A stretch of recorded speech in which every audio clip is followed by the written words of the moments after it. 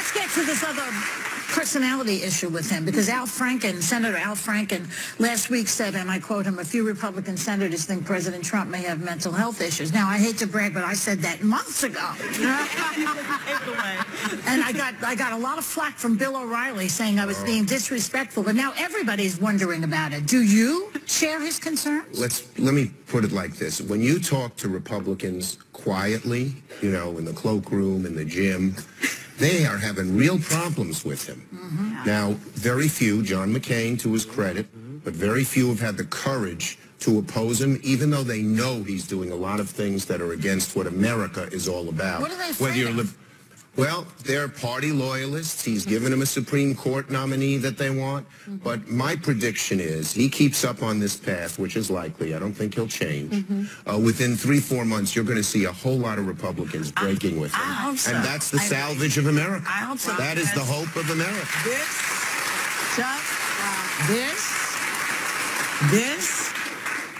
I think very few people would do anything more than fetch at him if he were to do it the right way. Do you know what I mean? If you do things the right way, then we can have a dialogue and disagree as we do.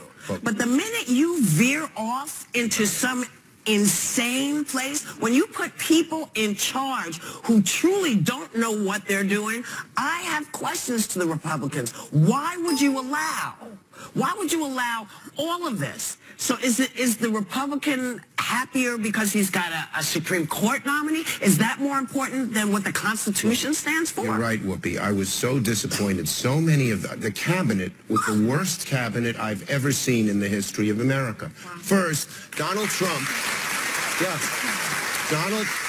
Donald Trump campaigned on cleaning up Wall Street and getting the special interests in swamp out of the cabinet.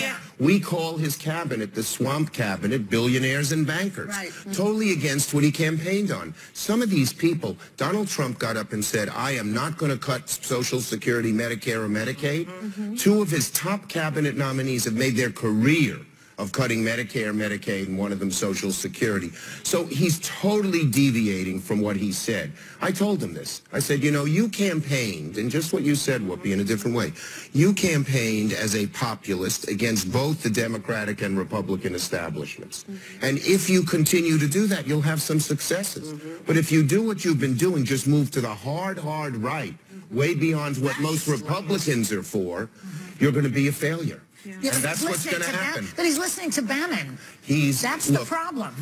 I think that he thinks he did it his way and he won, and he's not going to change very soon. But I do think and hope and pray that a lot of the Republicans, they're mainstream people, I don't agree with them on the issues, but they're good people, that they will feel they have no choice but to break with them. I agree with you. What John McCain said is so real that, you know, the press has always been a counter to people in power. What Donald Trump, none of us, every one of us gets criticized with the press, by the press. We don't like it, but it probably keeps us better. And when he totally just demeans them, and when he's wrong and then calls them fake news, that's trouble for the democracy. Senator, there have been, many people are concerned about recent allegations. You've been waiting to say that.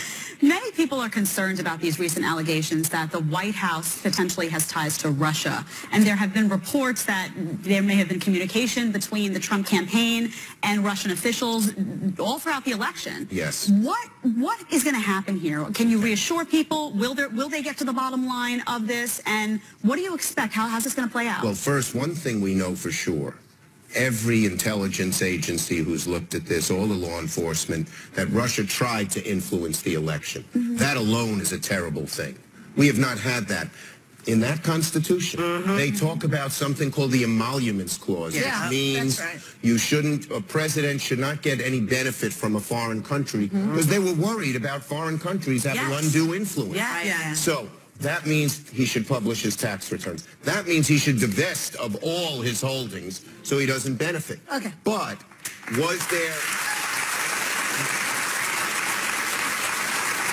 So Russia tried to influence. Was there, did Trump participate in that and help? If he did, that's really serious.